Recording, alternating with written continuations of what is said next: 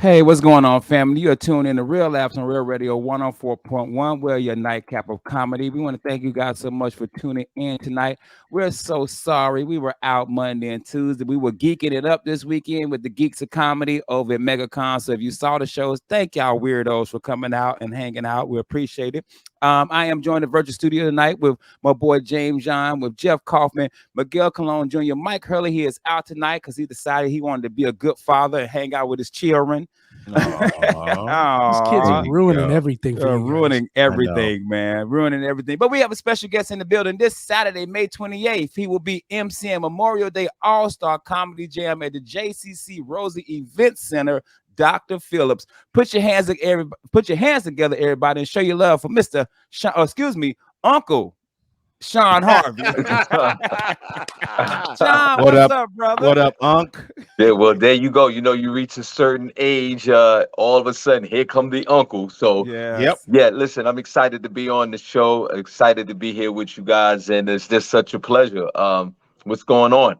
We appreciate you. I call John Hinton Uncle. I call him Unc all the time. Yeah. And now I got young comics calling me Unc now. Like, what up, Uncle OG? That's like the name now for us older comics. Because I'm 15 years in. James, I think you're 20, right? 22. Miguel, you're 10. 10, yeah. And Kaufman, you're how many now? You have to look at the month. A couple of months in. But Shawn, we start every show this way. We're all comic book guys. We love the origin story. So how long have you been doing comedy? When was your first show and how was it? Okay, so I've been doing stand-up comedy for 18 years. God bless. And thank God for that. And in the beginning, what drew me to comedy was one of my friends was a barber. And I was the dude that always came in the barbershop, just snapping, jonesing, or making fun with people. Yeah. That's me. That's what we do in the black barbershop. Yeah. Like I couldn't wait to get to the barbershop to start, jonesing and laughing and snapping on folks. And then the barber was a comedian, and he said to me, he goes, "Yo, you need to go on stage." And I was like, "No way, I'm not going on stage to tell jokes. I don't know how to do that." And one night he convinced me to go to the local bar. They had a Tuesday nights at the bar doing stand-up. And that first night I didn't even show up. The following week I went to, because I was scared. So the following week I went to the show and I got on the mic, and the first thing I ever said was stand-up was, I said to the crowd, "I have nothing to say. This is the first time I'm ever doing this." And everybody burst out laughing. Wow. Okay. So I was like, all right, I'm a comedian now. And then I came back the next week, and the following week, I got my first heckle. The guy yells off, I wasn't funny at all. The guy yells, "Get off the stage." And I just immediately dropped the mic and walked off the stage. Thought he was the manager. Literally stopped. And when people yell, especially when you guys know, and you're going through your ups and downs and with comedy and learning how to get those laughs going, when the first time you get booed or heckled, it seemed like it was a echo chamber going in the bar. Yeah. He was like, "Get off the stage, stage." And I walked right off the stage. And those are some of my first memories of stand-up comedy 18 years ago. It seems so personal. You when didn't you even get have heckled no at first. comeback. You young. You ain't got no. What do you say? You have nothing to say. Oh yeah. Good, Miguel. What was you saying, brother? My bad. I said it seems so personal when you're new to comedy, when you get heckled, because it's like you don't get that this person is just making the show about them. I don't care about them. When you're new to it and somebody starts heckling you, it's like, why would you say that to me? What's weird? What was worse about the story is, I went home to my girlfriend at the time, and she thought this was all ridiculous doing stand-up, by the way. Yeah, and then when I came home from getting heckled, she goes, "How did it work? How did everything work out tonight?" I said, "Someone heckled me and almost booed me." And she was like, "Don't ever do that again and go back to work." Yeah. She went outside and the dude was waiting there. She handed him a $20 bill. She's like, "You did good. Thank you. You did what I told you to do. Thank you." And then I stopped doing comedy for a few months, right? And then my cousin who I didn't know was a comedy promoter, producer, put on this big show at this restaurant in Times Square named BB King's in New York, right? Oh yeah, we know about BB King. Right. So I go to him and I say, hey, cousin, I remember I'm like 3 months into the game. I have no jokes, no setups, no punchlines, no nothing. I said, hey, cuz, man, put me on the show, brother. And he says, oh, cuz, you know what? I'll put you on the show. I'm ready. And I literally invited my whole family. Oh God. My baby mother at the time, my ex-wife, my Jesus. co-workers, Well, my co-workers at my job. Creditors. Right. The dude at Scott who gives you the Tootsie Rolls. Well, hell, Everybody. the And Republican when Party. I don't give it. Yo, I even my mother came to the show. Wow. And when I tell you, I bombed so bad in front of 400 people. Oh. Sandman showed up and he wasn't even at that show. Tony Robbins was the headliner that night, and my mother fell in love with him. And she was like, you stop doing comedy. But by the way, who was that young man over there talking about Tony Robbins? So, you know, those early performing on stage was horrific for me. But can I say this, Shawn, real quick? When you bomb that hard, that big, and then you can get back on that stage, nothing can ever take you off of it. Because if you can get through that and you can weather that storm and go through that and get in all in your feelings and like, damn, that hurt, but then get back on it, you've already gone through the worst it can get, man. So you ain't nowhere to go but up. Yeah, no question about it. Or at least I was in some type of state of denial. I don't know. I must have some knuckleheadism in me. I jumped right back on that stage the following night and just kept going. Yeah, which is what you're supposed to do, man. We got Shawn Harvey. He will be at the JCC Rosen Event Center, Dr. Phillips, Saturday, May 28th. Get your tickets at onemikeNtertainment.com. I was on your Instagram and Facebook. So you have your own morning show?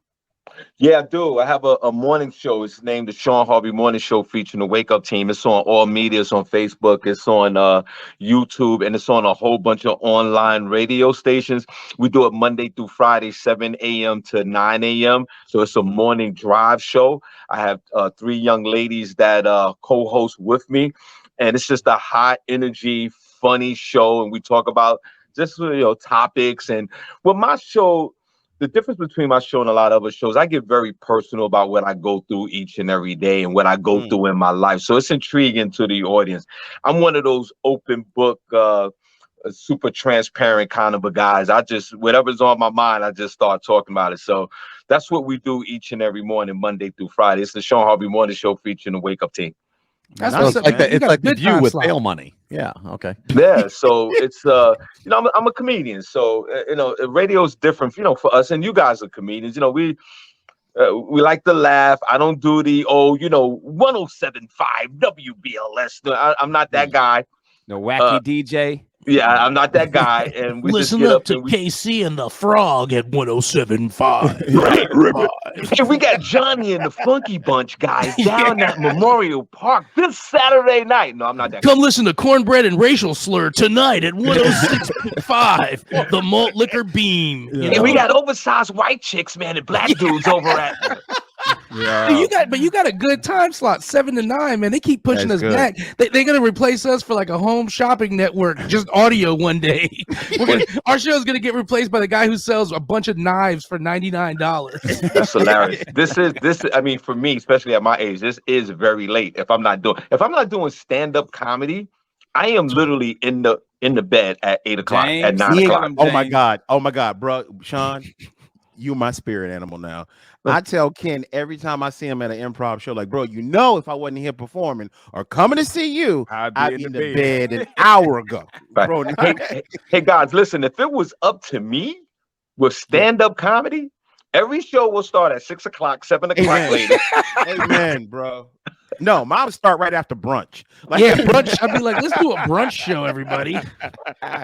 Hey, Shawn, I was checking your IG. You MC a lot of these shows that has like top. Like I saw you coming up with Hamburger. You got Rob Stapleton coming up. A.G. White. You just work with our boy Sean Banks. Yeah. Like that's how I do. Like, how is it hosting these shows for these guys? Well, well, first of all, it's this for me. It's a sense of belonging. When folks like the comedians that you mentioned, hit me up and hire me to host their rooms, it to me it's a sense of achievement. Like I feel a part of. Like I feel like this is where I need to be and this is where I'm supposed to be. That's the first thing. Secondly, I do host a lot of shows, but I do close out shows as well. So I'm one of those comedians. I produce a lot of my shows. So where I live here in Bethlehem, Pennsylvania, I produce a lot of shows. So I hire a lot of comedians as well. But I also work with it. I'm the comedian that hires comedians. Yeah. So I host shows. I open up shows. I feature for shows. I close out shows. Sometimes I call myself the Derek Jeter of comedy. I love it. Well, let's talk about that for a second because I kind of dabble in that too. It's great to be the guy that can produce the show, put it on, and hire everybody because you know every facet and every position of that show. You know how to MC like a professional, which is a skill set people think they know how to do, but they really don't. You know how to feature too, which is a sweet spot, and you know how to close it out. So if anything happens or goes wrong during that show, you can just step in and fill in quick. Yeah, and there's been times where comedians were late to the show, just like your man was late today. Oh, wow. Okay. On black. And sometimes, you got to stretch the time. You guys know this. Sometimes you got to stretch the time to the comedians show up. So there is definitely a skill set to hosting rooms. So I enjoy hosting rooms. Yeah. I'm a people person. I'm an in the moment person. And that's what it's all about when I'm doing stand-up. Nice. Once again, we have Shawn Harvey, May 28th, Memorial Day All-Star Comedy Jam. That is Saturday, JCC Rosen Event Center, Dr. Phillips, starring A.G. White, Rob Stapleton, King Kales, our boy Minnie, and Sean Finnerty also will be on that show as well. James, you had something? No, I was just going to say some of the people that he has on the show, man, we want to shout you out, Sean, because those are our people, man. King Kels and Minnie, as well as Sean Finnerty, all Orlando comics, man. We proud of all Orlando comics, but if they bomb, they from Tampa. True that. No, Jacksonville. Duval. Jacksonville, bro. Dude. Listen, there's a lot of people that migrated from the New York area because I'm originally from New York that live down in Florida. Absolutely. So there's the whole migration situation down in Florida is a good look. So I know the locals are down there. I got so much love for the locals in Orlando, and there's so many people. Well, you guys live there, there's the migration is from all over. How do you feel? You guys who live there locally in Atlanta, like, how do you feel with the migration of folks coming from different cities? Like how Black folks love to move to Atlanta. Yeah, they do. Yeah, it's great for comedy because when I started 15 years ago, we had 2 mics and like 2 clubs. Now we got 20 mics, 20 showcases, 31 nighters, 6 clubs, like 3 million comedians, and 3 million comedians. Yeah, especially New York, Sean, because my wife is from New York, man. I imported my headache, so yeah, I love everybody coming from New York. Sean, we gotta wrap this up, man. We'll get you out of here. This Saturday, May 28th. Don't forget OneMicEntertainment.com. JCC Rosen Event Center. Hey, Sean, go ahead and drop your social media for everybody, bro. Hey, okay, man. First of all, guys, thanks for having me. Super excited. I can't wait to come on down to Orlando this Saturday. If you're checking me out online, it's the Shawn Harvey Morning Show featuring the Wake Up Team on all media. Hit me up on Instagram. That's Hard Funny. On Facebook, comedian Shawn Harvey, and also Shawn Harvey on Facebook. Hey guys, thank you so much. I got to go back in the room. My wife want me to do something, so I appreciate you guys. Hey, we appreciate you. That's Shawn Harvey, guys. We're gonna take a commercial break. When we come back, we'll talk about the Geeks of Comedy. We'll be right back. Real Laughs, Real Radio, 104.1. Sean. We are back. Real Laughs, Real Radio 104.1. And remember, guys, we're your nightcap of comedy. We appreciate you tuning in. If you missed any of these shows, please go to YouTube, search Real Laughs, and you can see all the shows I've uploaded. Or if you want to hear this in podcast format, go to iHeartRadio, search Real Laughs, and you can listen to all 758 shows. All 758 shows are out there. And please make sure you find, follow, like, and subscribe to YouTube, Facebook, Instagram, and Twitter. I'm your host tonight, joined the virtual studio with James John, Jeff Kaufman, and Miguel Colon Jr. Before I get to you guys, I have to give some shout outs, James. Go ahead, brother. And, Shout and him out. mainly because of you, because you're the one, and Miguel, that say only 4 people listen to this show. And one of those 4 people came to the show Saturday. I had a couple over the weekend too. Go ahead. Bro. Yeah. So shout out to, I'm gonna start out with OG. OG was the black dude sitting up front at Christy B's show. That him and his beautiful wife had an amazing time. And after the show, he said he heard me on filling in for Ross on Jim Colbert's show, so he had to come see me. But the funniest is the one guy, he walks up to me, bro. He was like, "Hey, I missed the show because I was working. I forgot Buddy's name, but he was a chef in Palm Coast." He says, "I'm one of your 4 listeners," and I bust out laughing because that means you listen to the show. Listen. You definitely listen. But shout out to him. He's a chef. And he said, "I was gonna bring you food, but I didn't know what you like to eat, bro. Food." Yeah, you do. Yeah, food. You do. You just brought me a plate, bro. I would have been happy with Yeah. a plate, man. So shout out to those 2, man, and shout out to Christy B, man. I want to talk comedy, man. It was an amazing weekend. Kevin White, my brother, put together Geeks of Comedy. Had to be one of my favorite shows I've done in a long time. Nice. That dude, I was terrified. Because I rarely step out of my comfort zone. You know what I'm saying? And I just knew that my material wasn't gonna work. I was gonna talk about being a dad and my kids and those people all have of had that. sex.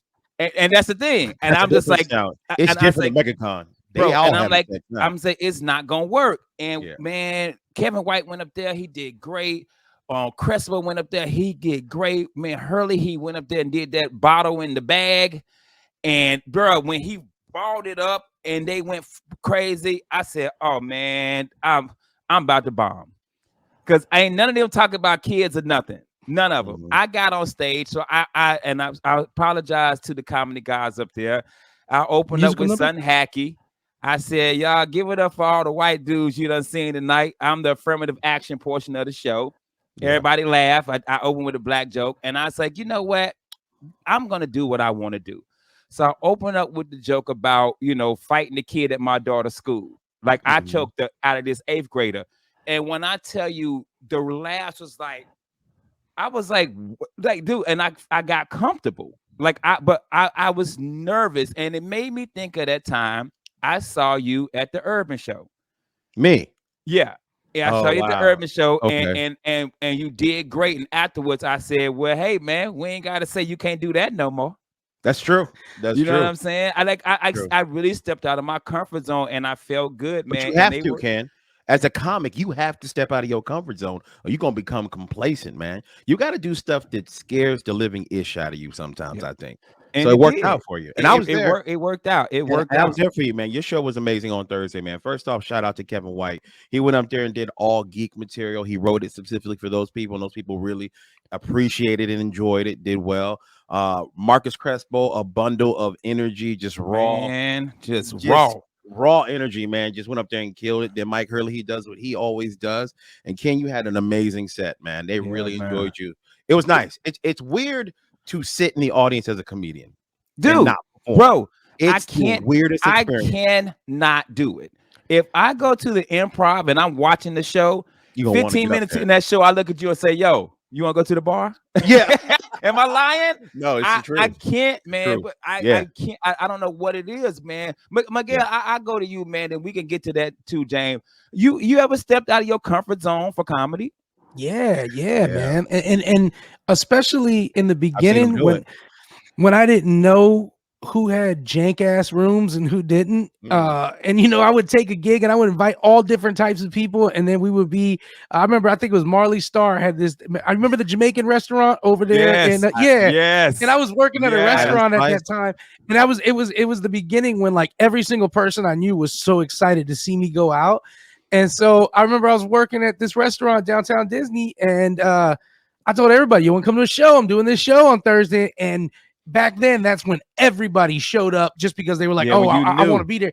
You And it knew, was a yeah. mix of everybody, and everybody sitting in this Jamaican restaurant, and it's like everybody looking at the menu, like, I think I'll have the goat fries, I guess. And my thing was, I was nervous back then for my audience because I wanted to appease them because they were going to come back to work the next day, and I was like, I got to do well. And I think at that show, before I went on, I was tense because I was like, man, I know some of these people ain't never been to a place like this before. And that made me uncomfortable. And actually, I mean, Marley, man, I don't know what Marley's doing right now, but Marley was what told me, say, man, it ain't the room, it's you. He was like, can you make them laugh? And I was like, you're right, man. And sometimes we all know the room will tank you. But a lot of times, man, it's not the room, it's you. I mean, when I'm in the Midwest with like Devin, and I'm like, all right, man, I'm going to have to really train these people. If I'm going to talk about my culture and stuff, I'm going to have to spend a little time knowing what these people know about me and doing stuff. That sometimes knocks me off. I tell you when it really, really gets me the worst, though, man. The worst is when I'm doing an open mic and I feel like, all right, guys, I'm just working something out here.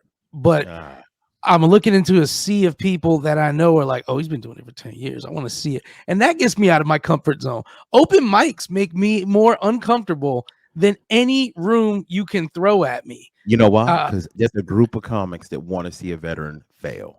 Yeah, and I'm not secure enough to be like, hey, you know, like I said, I want that Ricky Reyes security. There's a comic that we all know, Ricky Reyes. He will go up and do one joke at an open mic just to work out his one joke. That's all it's there. He knows what an open mic's for, just to work out his material. If it doesn't work, it doesn't work. He'll tweak it and come back. But there are points where I'm not that secure in myself to be like, I'm just going to go up here and just work out a joke. Now, I have done that, Miguel. I've gone to open mic and I've been like, man, I got this one joke I want to work on. And I've done the joke and not realizing, I got that from Ricky Reyes, not even realizing where I got it from. But I got on that stage and I'm like, man, I'm going to work this one joke I wrote today. All right, I ain't got nothing else. Way to host that. Yeah, it's a liberating feeling when you're like, no, I'm going to use this open mic for what it's for, to work out a piece of material. But when you talk about like comfort zone, open mics take me out of my comfort zone because there's a selfishness to me where I'm like, no, I want to make them laugh. And it's like, no, this is where you are to work out material so that later on you can do it. Yeah, Jeff, but Jeff, you ever step out your comfort zone, Jeff? Yeah, every day, man. I was actually I interviewed Ginger Minge from she's a from RuPaul. From RuPaul. And I was actually this weekend gonna possibly do drag so I could do 10 minutes on stage at Harris. Yeah. And that's out your comfort zone. Yeah. Yeah. That almost happened. And I was like thinking to myself, I said, okay. You know, and I was like laughing, going, I'm gonna do my penis pick routine dressed as you know, in full drag. And I was going, wow, will that work? And I do it all the time. I say yes to about everything that doesn't involve my ass. It's great. You know, I'm 50-50 if it has my ass involved. I mean, we did entertainment. I mean, what I don't like about open mic night is some of the veterans walk up and they got their phones and they're looking at their phones and they're, you know, and I'm like, do me a favor, respect the stage. You know, if you had a joke, you can't remember the one line of the joke that you want to read, or he just looks at the phone for 2 seconds, puts it down, and then does the routine. I'm like going, you couldn't have done that before you got on stage? Now, that I disagree with, because I've taken a notebook on stage and looked over at it, because I feel like that's what mics are for, to work that out. Now, if you're on stage and you got a notebook or a phone and it's a real show, then I'm like, hey, dog, it got to be part of your bit. It's got to be this. But a mic, Jeff, I could see it a mic. Unless you're Dion Cole. Bother me though. Yeah, unless you're Dion Cole, and that's just part of his if you're not the first guy and you have one thing to read, if you're not the first guy, like what I'm saying is, you've been sitting there waiting for your turn, not laughing at the guy on stage because, you know, he's not as funny as you, and you got to read. You couldn't memorize the one line before you walked on stage. I don't know. It seems like, you know, when I talk, go ahead. It just feels like, you know, it's a little disingenuous. Yeah, I can see that as well, but I don't know. During the years of just doing stand up, I've plenty of comedians have doing open mics, and I'm just talking about mics only, where you'll bring a notebook or phone on stage. Because you're right, I've been sitting there for a minute, but if I just wrote that joke that day, a lot of times I don't remember what's next. Yeah. Sometimes I'm like, man, what the am I supposed to be saying right now? So I will look over at the paper or look down at the phone and see what note I gotta say next. So yeah, I do that, but I can see if it ain't your thing, it ain't your thing. Because I mean, we're watching, we're sitting there waiting. We're okay. I guess we'll wait for you to get prepared to start your routine. I mean, it's just, I mean, you're the audience watching this dude. What about when comics run long, Jeff? What about when comics run long at improv shows? If they're idiots. They're idiots. There's a difference between me and a certain jerk off from Jacksonville who always goes 20 minutes late and then pretends he's not late. You know, I'm just saying, and then blames it on his host. Yeah. We're gonna go to the next one. So James, we were talking about watching comedy show. Bro, it's so funny that you brought that up because the same thing this weekend. I went to go see TK and I watched the first because it was just him. The second show I hosted, guest spot hosted. And but it was him. I watched about 15 minutes and I looked over at Chris, who was DJ, and I was like, I got some cigars. You want to go smoke? And we went outside and it was raining. It was like a torrential downpour.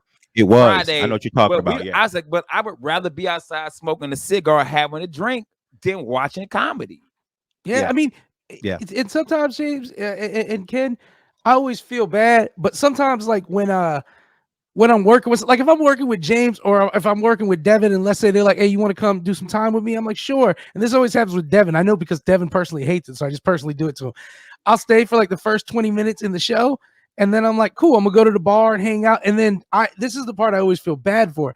I always feel bad when an audience member comes out to hang out with me, and they're like, oh, I loved you. Because then I'm like, damn, they're not gonna see my homeboy set, and it's great. But that's how I feel when it's you, James. When it's Devin, I like to let him know. I'll take pictures, and I'm like, 3 of your audience hanging out with me, dog. And Devin, we did a show when we were in Wisconsin, and there was one young girl in the crowd. Everybody else, it was for Napa Auto Parts Factory. Everybody worked for the Auto Parts Factory, and there was one really pretty Spanish girl in the front row. And I told Devin before we go on, like, I'm gonna charm her, Devin, and she's gonna hang out with me. And in the middle of his set, she got up and he said on the mic, he goes, gonna go hang out with Miguel, huh? That's cool. We didn't want you here anyway. Wow. Damn. Whoa, that's hilarious. Awkward hate is funny. That's hilarious. You guys, let me ask you this too before we move on. Do you guys, is there, because you know, when you're on the road with everybody, I have different vibes with everybody on the road, and I just want to know, has there ever been an experience without naming the comic that you just had, like, this is the worst road vibe I've ever had? Yeah, like comic. Yes. And here's why. Not because he's a horrible person, real quick. It was a 16-hour drive or something crazy, and he promised before we left he was going to help drive. But as we started driving, but he gets so sleepy. He's a sleepy daddy. He's a sleepy guy. Didn't help me one bit, and I'm just kept looking over like, I hope I hit a tree and it goes right through your skull. Oh my goodness. Yeah. Oh, with that being said, we have to go to commercial break. When we come back, man, I want to talk about T-Pain on TikTok. I have a very funny T-Pain story on TikTok I would love to talk about. So we'll be right back. Real Labs, Real Radio 104.1. We're back, Real Labs, Real Radio 104.1. And remember, we are your nightcap of comedy. Guys, make sure you go out and check us out on Instagram, Facebook, and the Twitter. And also go to YouTube, check out the videos so you see these beautiful faces. Or go to Real Radio and search Real Labs, and you can find all of our podcasts. If you're watching this, James just winked and gave you the Shooter McGavin, yo. I'm joined with. Is that what it's called? The Shooter McGavin? The Shooter McGavin, baby. All right. Yo. Unless you do it to a police officer, then he's threatening me. Yeah, then it's Black Lives Matter. Oh, wow. Your life won't matter. That's what's going to happen. You do that. He gave me the wink and the gun. I'm glad you shot him. I got Jeff Kaufman, I got Miguel Colon Jr., and I got James John. Jeff Kaufman, the host of the On the Oath podcast, just got back on the red eye, baby. Jeff, talk about that Vegas trip, boo. Yeah. Oh man, I tell you, all you got to do is be nice to in Vegas. People are nice to you if you're nice to them. I mean, for example, my buddy goes, "I want to see Rod Stewart," so he gets 2 tickets and 1 for me, and we're not sitting together. So I'm like, all right, he got the third. Anytime it says 3 on the area, you're in Cleveland. Oh, so yeah. I said, I'll talk to the lady at the box office. So we go down there a minute before the show. I'm like, hey, is there any way we're good friends? I'll pay for it, whatever. I appreciate your time. She walks back, brings us 3 tickets back, 6th row center for Rod Stewart. Wow. And didn't charge me anything. She goes, oh, just enjoy it, baby. And her name was Latanya. So I went, Latanya, if you listen to our show, if you're one of the 4 listeners, thank you very much. It could be. It could happen. And, and Bobby brings his living girlfriend. And this living girlfriend, nothing's good enough for her. Nothing's good enough for her. And she's sitting there the whole show with the stink face on. And I leaned over at it one time. I go, you're sitting 6th row. You were supposed to be in the nosebleeds over there. It should be a happy moment for you. Yeah, I just seen him a couple times. I'm like, die. When somebody says that, you just lean over, just die. You're Hopefully Bobby's girlfriend isn't one of our 4 listeners as well. She ain't listening to me. So what took you to Vegas? You were just for pleasure? You had it was called MegaCon. I do MegaCon every year. I'm a comic book writer. I have my own company. It's a big thing. And MegaCon is run by some people who aren't that responsible. And I get a call like a week before the show saying, hey, listen, we overbooked, but we have a booth, but it's smaller than what you're used to. I said, you mean smaller than my setup? It's a little smaller than you used to. I said, no, I have a corner setup. I can't set up smaller. I mean, it's a whole design. Well, we couldn't do it because we gave some big retailers more spots. And I'm going, so you took people's spots away and just gave them away? Well, we don't want to talk about that. And I said, don't worry, refund my money and I won't go. And I had friends going, but I don't like to go as a tourist. When you talk about standing in an audience, and if I don't work a convention, it's very weird. I need to be back there. I need to be selling my stuff. I need to be talking about my, it's like watching other people on stage. You're kind of like, hey, good for them. But you're thinking about you being on that stage. Yeah, good for them. I'm going to the bar. Yeah, exactly. I took you to the next level. I said, oh, I'm not going to the bar. I'm going to the bar, which is Vegas. And, true that. MegaCon came to our lands. They took more than they were supposed to. We thought their greed would get a hold of them. Then they continued to take, and the rivers turned black. And you went to Vegas. And you went to Vegas. But you know what's weird? They had these small stages, the afternoon shows. And you could tell guys, they get up there, hey, it was my dream to play Vegas. And there are like 16 of us watching this guy perform. And he was doing comedy magic. And it was such a weird thing watching some guy deliver, trying to tell jokes at the same time he's doing magic. And sometimes it just doesn't hit, and you're just kind of going, okay, I guess that's, it's like being booked at a comedy club off the strip. Yeah, have you guys ever done them where they have where they have the slot machines? Bro. Yeah. It's Jeff, the old Vegas runs for the Orlando crew were never anything beautiful. Like, you see the stratosphere? Yeah, turn left for 167 yards. Now keep going. You see the Binion? Yeah. Okay, there's a car wash there that has some slot machines. You're going to be performing in the Bay 3. Yep. At 6:45 and 2:30 a.m. The whole flight to Vegas, you are geeked up, excited. Oh, I'm doing Vegas. I'm doing Vegas. I'm doing Vegas, son. I'm on the strip. Baby. I'm on the strip like the Rat Pack. Oh my God! Then What do you mean I'm performing at an In-N-Out Burger? Ooh, no, you're performing at the parking lot of an In-N-Out Burger. In-N-Out Burgers for headliners. Okay. Headliners, man. Well, Jeff, we're happy you had a good Vegas week, man. Okay, sorry. But it's not. So there's a rule when you park at ORC. You have to MCO. I don't know what we call it. MCO. You take a picture of your parking. Where you park? Yeah. You do that. I take the picture. I'm not even thinking about it. I take the picture. I do the job. And I'm getting off and I'm walking to the parking lot and I go to pull up the picture and it's blurry. I'm going, what? Did I take this picture? And I can't find the car. And that parking lot is like an oven. It stays 96 degrees through the Seagulls night, are through the dying. morning. It's just a rotation of heat. And I'm walking around for this car for about an hour and a half. In the fob, you're pushing, pushing. And I finally decided, okay, just walk every lane. And I'm pushing. I see the car and I'm pushing. I go, wait, my fob doesn't work. And I get there, battery's dead. So you probably were passing your car a couple times. Oh man. Like And I gotta be on the monsters at 8:45, 8:35. Oh. It's now 7:10. I'm going, how am I gonna do this? I call AAA. The guy gets there in time, spends about an hour, sells me a $200 battery because somehow my battery didn't work, even though it's like a new car.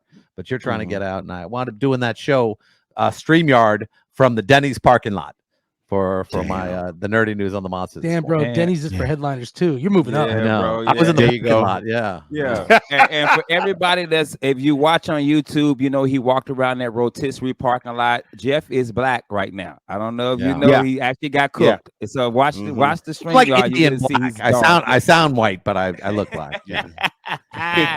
Hey man, I want to talk about something. I was on T-Pain's TikTok today. I have to. This is the thing, Miguel. When a story comes out, a lot of people don't get all the info. They just go straight to like the Jesse Smollett, right? Yeah. When it happened with Jesse, we were all posting. I can't believe you did that. Then a month later, we were all wrong. So what had happened was, T-Pain was in I think it was either Alabama or Mississippi doing a tour. Gross. And some lady had posted that T-Pain rode in her mom's Uber all night, drank all her liquor, and didn't tip. So of course it's all comments. Celebrities never tip. Blah blah blah blah blah. T-Pain went on TikTok and had receipts, and you gotta love receipts. Hey, you gotta love receipts, Miguel. He did a 3-part series where he talked about how one dude he paid $200 and the guy still charging him extra $60. His Uber ride was $9. He tipped 10. And then finally, everybody realized it was T-Pain. So his friends were getting Uber and they were tipping. So the daughter posted it, not the lady driving. And then they found out. And of course, now, we're on the celebrity side now. Now it's there. And so now they go on and they're like, now this woman, this, that. And then she goes and she makes her TikTok saying, hey, I was wrong. I jumped the gun. I didn't do my research. You know what I'm saying? I didn't do my research. Yeah. What kind of research? You don't have to ask your mama. How much research was that? Ask your mother. Hey, but Jeff, this is how you knew she was lying. T-Pain says, I got it. He said there's only 5 Uber XL drivers in this little city. It's Mississippi. It's Alabama. Yeah. Like this, Alabama. He said the mom was like, which one of you guys are T-Pain? Who's T-Pain? They were like, ain't no T-Pain in here. Yeah. The girl comes on TikTok. She's like, yeah, and my mom's a big fan of T-Pain. Well, she was a fan. She would have knew who T-Pain was. Yeah. Yeah. He's the one talking in auto-tune. Well, she's the one who said, which one of you coloreds? He's like, I'm not T-Pain, it's not me. What made me laugh the most, though, James, people were like, wow, you only tipped $10? They feel like if you're a celebrity, you got $100 was 9, he tipped 10. What else you want? Listen, there are guys, celebrities out there who don't tip anything At all. Yeah, there's some cheap SOBs out there, and everyone thinks everyone's cheap. But he tipped 100 and what, 110%? Yeah, but which is true. But it's also a lot of celebrities out there that if their tab is $40, they give 15, like the normal person does. Yeah. Oh my God, this dude is the cheapest ever. I gave you how much did you want? Yeah, I mean, it's How not. much It's money because did you want, bro. your economic status doesn't change what should be expected for a tip. Yeah. It's a tip. I used to bartend, I used to serve, and I got great tips by celebrities sometimes. And sometimes I got like 20%, but that's what I'm hoping for. 20%, like that's supposed to be it. So I don't know. I Jeff, think if you you making have, the face, yo. Jeff, I'm disagreeing. show. I'm disagreeing. You don't get you don't get to do 20% if you're a celebrity. If you have why? Why? Because you got to give more. Because you have more, you give more. I mean, I've seen the people I know who are at the top of their game and they want to share the wealth. They share the wealth because they realize. So how much are they supposed to give? What you got? Okay, Jeff, more. I paid $9. I'm T-Pain. I'm worth $10 million. I paid $9. You double the tab. Uber. You How double it much up. did I That's get? fair. You can double it up. That's what he did. He said it's 9. I'll give you 9. I know guys who do that all the time. Do that, or is that something you expect celebrities to do? I know a lot of people who do that. A lot of high end guys, and they also do it for another reason because they want to be remembered. They want this guy to go, yeah, I'm a decent guy. And if you're like a Tiger Woods and you leave like $5 on a $30 tip or something like that, you type in a-hole stories on celebrities, and it's always about them not tipping. It's not about them tipping 20%. It's about them tipping below it. And you always hear these stories like about LeBron being cheap. He goes, oh yeah, he never gives any money. Some guy's worth $20-30 million and he can't leave a fair tip amount or something like that. That's not right. But I mean, I always give more. I'd say I average about 30. But if it's a real small thing like a haircut, I'll double up on a haircut. I won't think about it if I have. I don't know. Good haircuts karma nowadays are $50 and they used to be 10. So I go to one of those places called on the Pig Floyd's. Pig Floyd's. No, that's a barbecue. No, but Floyd's barbecue. Yeah. Floyd's barbershop. And I'll tell you what, the women there are serious, man. They make you happy. They work your head. They do everything. I mean, not like the other one. You know what I mean? All right. But Asian it makes me feel. Ken, how do they sound when you walk in? How do they sound? How do they sound, Ken, when you walk in? Make you feel special. Nah, bro, I ain't doing that no more. My daughter tell me, I promised my daughter I wouldn't do the voice anymore.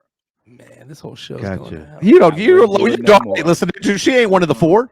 Yeah, not my baby. I promised my baby. She told me I was being racist, and I'm what not by doing the white voice? No, the Asian. No, that's voice. hilarious. Oh, you can't. Yeah, The Asian voice. Yeah.